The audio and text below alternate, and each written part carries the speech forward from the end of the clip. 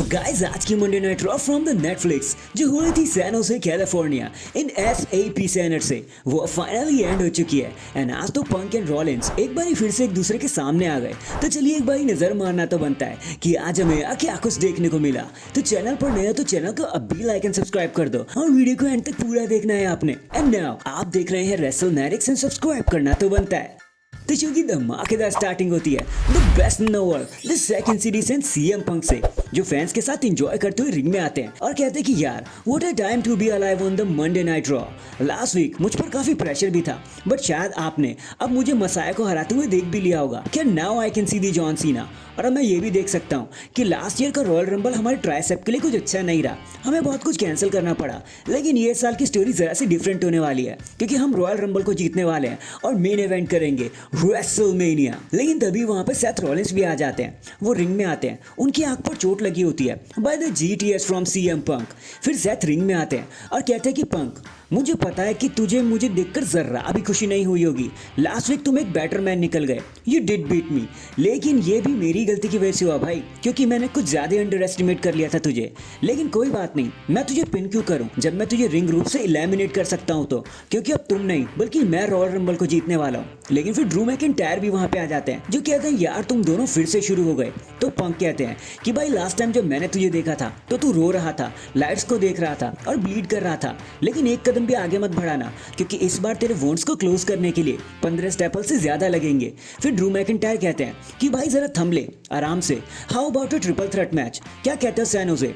अरे भाई मैं इतना पागल थोड़ी ना जो आप लोगों को ये मैच देने वाला हूँ। सबके मुंह पर चटनी चटा के ड्रू मैकिंटायर पीछे हो जाते हैं। देखो पता है क्या, रोमन रेंस चेस खेल रहे हैं और तुम सब चेकर्स खेल रहे हो, ऐसे ड्रू मैकिंटायर ने कहा। फिर वो कहते हैं एंड अगर मुझे रोमन से पहले टाइटल बेल्ट चाहिए तो मुझे रॉयल रंबल को जीतना पड़ेगा और तुम्हें रंबल में मिलूंगा मैं भाई। और ये मूवमेंट यहीं पर खत्म हो जाता है ड्रू मैकिंटायर की वार्निंग के साथ। फिर कुछ बैक स्टेज मूवमेंट के बाद हमें चैट गेबल वर्सेस द पेंटा का मैच देखने को मिलता है जिनका फाइनली डेब्यूट हो ही जाता है WWE मंडे नाइट रॉ पर। उस जीरो साइन का मतलब अब हमें फाइनली पता चल चुका था कि वो पेंटा से बिलोंग करता है। एंड एज एक्सपेक्टेड उनका पहला मैच था तो दिस इज ऑसम की कंडीशन के साथ वो मैच को जीत भी जाते हैं। लेकिन फिर जैकी रेमंड उनका इंटरव्यू लेने आती है और कहती है कि बताओ इन चीजों के बारे में आप क्या कहना चाहोगे। तो पेंटा कहते हैं कि सबको लग रहा होगा कि वो मेरा वेट कर रहे थे, लेकिन सच बताऊं मैं ही इस मूवमेंट का वेट कर रहा था। मैं लोगों का वेट कर रहा था कि कब मैं उनके सामने आऊंगा। And this is my era, this is WWE Raw Netflix and this is my new home now. फिर वही बैक स्टेज में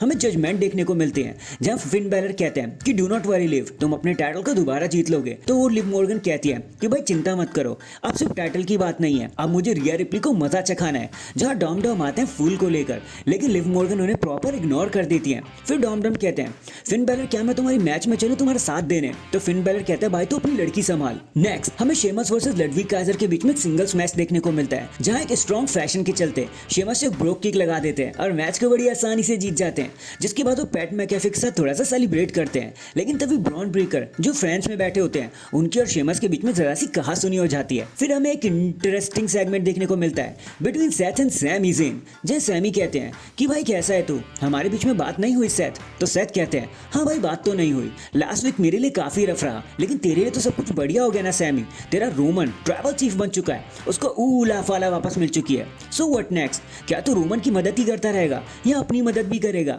जिसके बाद सेथ वहां से चले जाते हैं और सैमी कंफ्यूज हो जाते हैं कि भाई ये उन्होंने क्या कह दिया।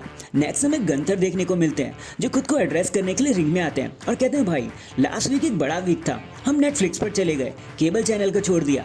लेकिन मैं खुश नहीं हूँ, मैं खुश भी हूँ लेकिन इंप्रेस भी नहीं हूँ क्योंकि सब ड्रामा पंती था पिछले हफ्ते। किसी को बेस्ट इन द वर्ल्ड बनना था तो किसी को ट्राइबल चीफ। रिंग कंपटीशन की बात तो किसी ने करी ही नहीं, वो तो वर्स था क्योंकि असली टाइटल अभी भी मेरे पास है। लेकिन फिर मस्ताते हुए जिउसो वहां पे आ जाते हैं और कहते हैं कि गंथर अब ना तो ड्रू मैकिंटायर है ना तो ब्लड लाइन, सीधा चैलेंज ठोकता हूं मैं तुझे, फिर तुम्हें बताऊंगा कि मैं कितना बड़ा चैंपियन हूं। सैटरडे नाइट मेन इवेंट में तुम मुझे क्यों नहीं फेस करते। तो गंथर कहते हैं कि भाई जब मैं इंटरकॉन्टिनेंटल चैंपियन था मैं पहले ही तुझे 2 बार हरा चुका हूं, लेकिन तू ऐसे मानेगा नहीं ना। बट चल ठीक है, तुझे इस बारी भी हरा के मैं तुझे साबित कर दूंगा कि तू टैग टीम चैंप के लिए तो बहुत बढ़िया है लेकिन सिंगल टाइटल रन तेरे बस की बात नहीं है।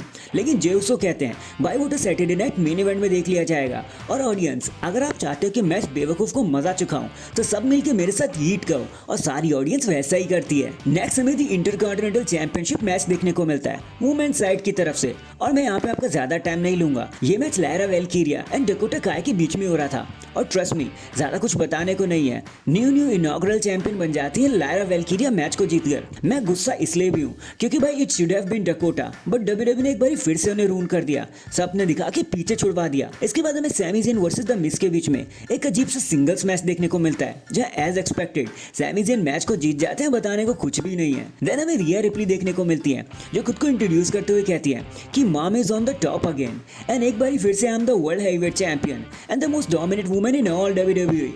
जिसके बाद नाया जैक्स भी वहां पे आ जाती है एंड कहती है कि मैंने एडम पियर्स से बात करी थी ट्रांसफर विंडो के चलते, लेकिन क्या फर्क पड़ता है, मैं तो पहले से ही यहाँ पर हूँ और सबको पहले से ही पता है कि मैं रंबल जीतने वाली हूँ और फिर मैं किसी को भी चैलेंज कर सकती हूँ।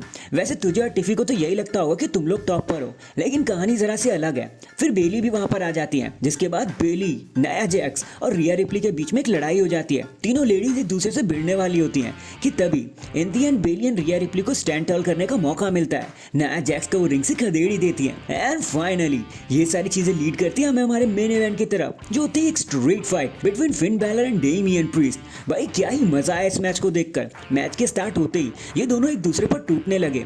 फिन बैलर इंजर्ड हो जाते हैं, उनको स्ट्रेचर के थ्रू ले जाया जाता है, लेकिन डेमियन उन्हें नहीं लेके जाने देते। It was all out brawl, you know. आज दोनों को रोकना ऑलमोस्ट इम्पॉसिबल था। सारे अरीना में यहाँ से वहां जाकर वो लड़ रहे थे। Judgment Day and World Tag Team champions भी आकर इन चीजों में ऐड हुए, लेकिन इन दी एंड होता वही है जो आप और हमें पहले से ही जानते हैं। एक साउथ ऑफ हेवन लगाकर डेमियन प्रीस्ट मैच को जीत जाते हैं और शो आधे घंटे पहले ही खत्म हो जाता है। एंड डैंग, इसी के साथ हमारी आज की मंडे नाइट रॉ यहीं पर खत्म हो जाती है। लेकिन आपको शो के बारे में क्या कहना था कमेंट करके जरूर बताना। एंड अगर चैनल पर नए हैं तो चैनल को अभी लाइक एंड सब्सक्राइब कर दो। बाकी मैं मिलता हूँ आपसे किसी और अपडेट के साथ। अब तक के लिए अपना ख्याल रखें और खुश रहें।